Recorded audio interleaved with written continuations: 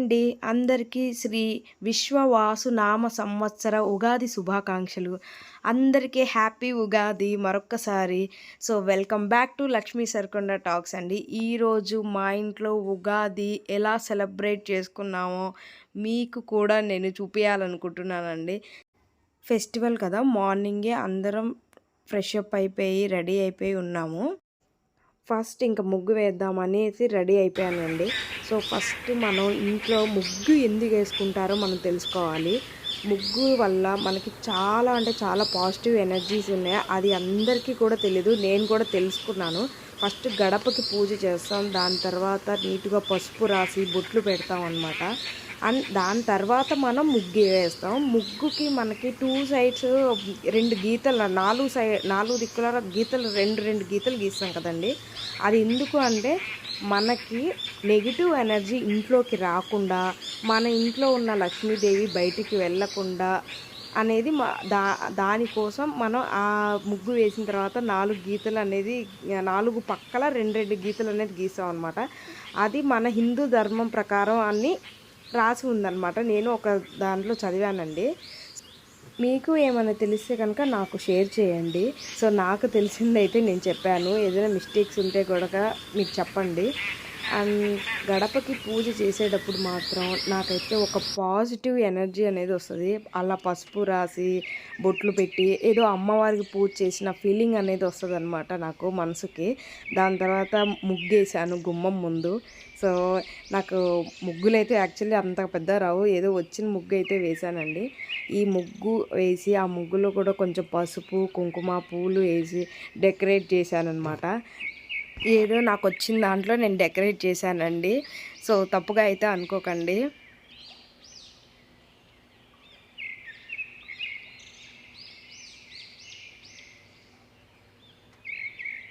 ముగ్గు అయితే కంప్లీట్ అయిపోయింది. నెక్స్ట్ ఇంకా గుమ్మానికి మామిడి తోరణాలు కట్టడానికి మామిడాకులు అయితే తెప్పించి తోరణం అయితే రెడీ చేశాను అనమాట. సో, నా హైట్కి అయితే అది అందట్లేదు.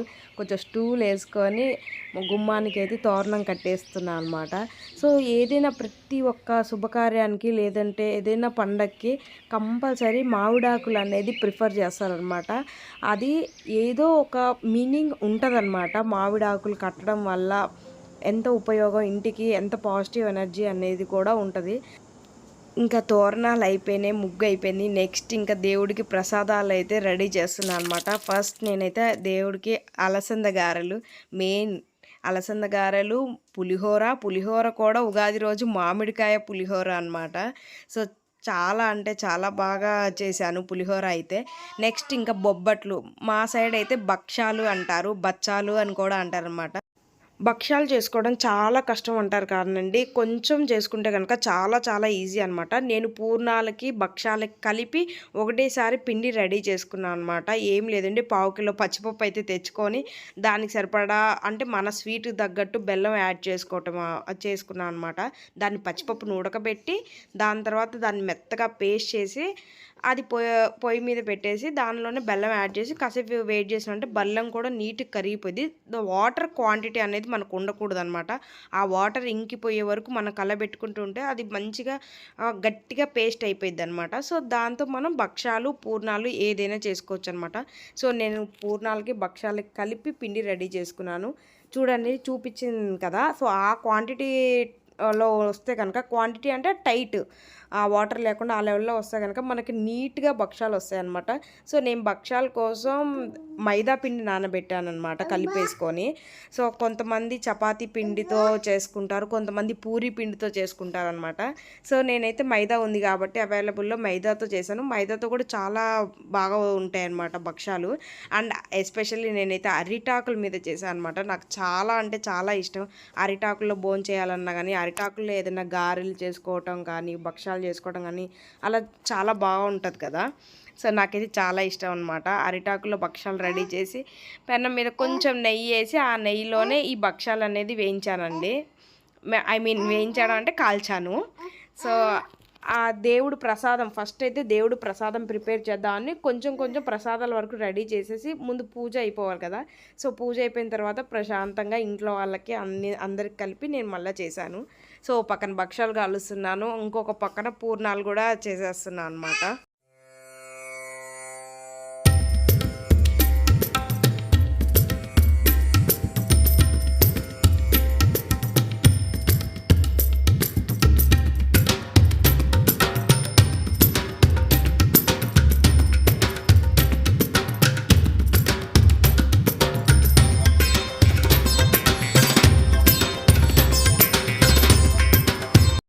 ఇంకా ప్రసాదాలు చేయటం అయితే అయిపోయిందండి. నెక్స్ట్ ఇంకా దేవుడికైతే పూలు డెకరేషన్ అయితే చేద్దామని చెప్పేసి దేవుడికి మాల కట్టానమాట.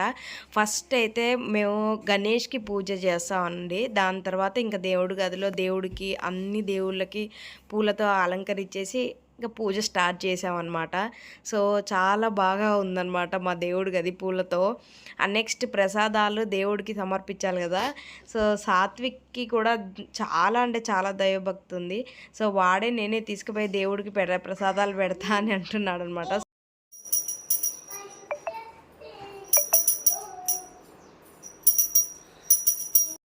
సాత్వికే అనుకుంటే సాత్విక్ కన్నా ఎక్కువ రిబ్బుగడికి దేవుడు అంటే చాలా భక్తి అండి. సో మా ఇంట్లో మామూలుగా అందరికీ దేవుడు అంటే చాలా భక్తి అనమాట. వీడైతే దేవుడు ఎక్కడ కనపడ్డా సరే ముందు కళ్ళకి దండం పెట్టుకుంటాడనమాట.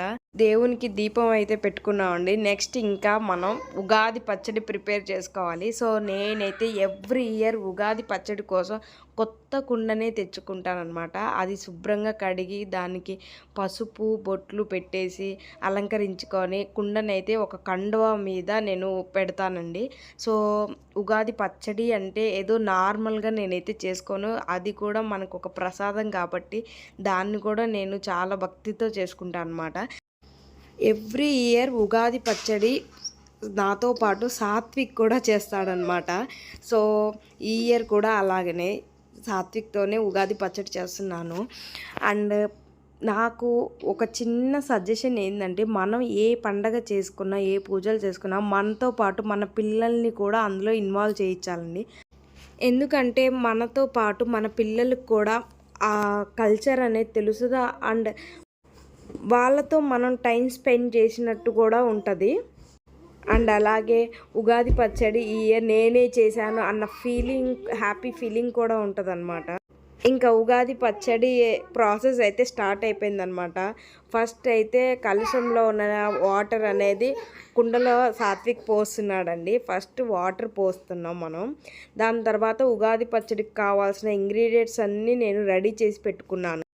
ఉగాది పచ్చడిలోకి ఫస్ట్ మనకి పులుపు, తీపి, చేదు, కారం, ఉప్పు, వగరు ఇవన్నీ కలగలిసిందే మనకి ఉగాది పచ్చడి అనమాట. సో నేనైతే ఇవన్నీ రెడీ చేసుకొని కుండలో వాటర్ పోసుకొని ఉంచుకున్నాను అనమాట. నెక్స్ట్ ఒక్కొక్కటిగా సాత్విక్ అండ్ ఇంకా రిబ్బు కూడా యాడ్ అయ్యాడండి. సో ఈ ఇయర్ రిబ్బు సాత్విక్ ఇద్దరు కలిసి ఉగాది పచ్చడి అయితే ప్రిపేర్ చేశాడు. సాత్విక్ తీపి వేస్తే రిబ్బు పులుపు వేశాడు, సాత్విక్ ఏమో చేదు వేస్తే రిబ్బు కారం వేశాడు. అలా ఇద్దరు చెరొక్కటి పంచుకుంటూ ఉగాది పచ్చడిని అయితే తయారు చేశారనమాట. చాలా అంటే చాలా హ్యాపీగా అనిపించింది నాకు. నా పిల్లలతో కలిసి నేను ఇలా ఉగాది పచ్చడి ఉగాది సెలబ్రేషన్స్ ఇంత హ్యాపీగా జరుపుకుంటున్నందుకు సో భలే హ్యాపీగా అనిపించింది అనమాట. పిల్లలు కూడా చాలా హ్యాపీగా ఫీల్ అయిపోయారు.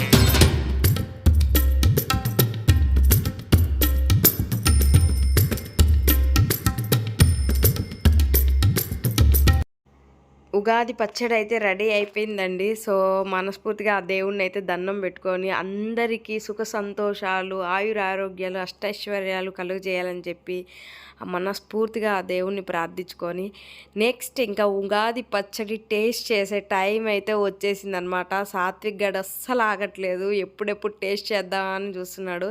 రిబ్బుగాడు కూడా కొంచెం చికాకు చేస్తున్నాడు. వాడికైతే నిద్ర వచ్చేస్తుందండి. సో ప్రసాదం అయితే తీసేసుకొని ముందు రిబ్బుగాడినైతే పడుకోబెట్టాలన్నమాట. సో, నేను ఒక గిన్నెలోకి అయితే కొంచెం ప్రసాదం తీసుకున్నానండి. సో, టేస్ట్ అయితే చాలా అంటే చాలా బాగా వచ్చిందనమాట ఉగాది పచ్చడి. ఉగాది పచ్చడి అదేంటో అండి మనం ఎలా రెడీ చేసినా దాని టేస్ట్ అయితే అద్భుతః అన్నట్టు ఉంటది. సో, అంత బావుంటదనమాట ఉగాది పచ్చడి. సో, గంటెతో తీయటం రాక సో, గిన్నెతో నేను ఉగాది పచ్చడి అయితే తీశాను. మీరు కూడా చూడండి మా ఉగాది పచ్చడి ఎలా ఉందో. సో, ఎంత కలర్‌ఫుల్‌గా ఉందో గదా! సో, నోట్లో అయితే నీళ్ళు ఊరుతున్నాయి. పాపం రిబ్బుగాడు ఇంక అప్పటికి చాలా అంటే చాలా టైం అయిపోయింది. వాడు అస్సలు ఆగలేకపోతున్నాడు నిద్రకి ఏడుస్తున్నాడు బుజ్జి కన్నా. సో, సాత్విక్ గాడు ఉగాది పచ్చడి టేస్ట్ చేస్తున్నాడు. చాలా అంటే చాలా బావుంది. ఇదనమాట మా ఉగాది మీతో ఇలా నేను సెలబ్రేట్ చేసుకున్నాను. నా వీడియో మీకు నచ్చినట్లయితే ప్లీజ్ సబ్స్క్రైబ్ మై ఛానల్.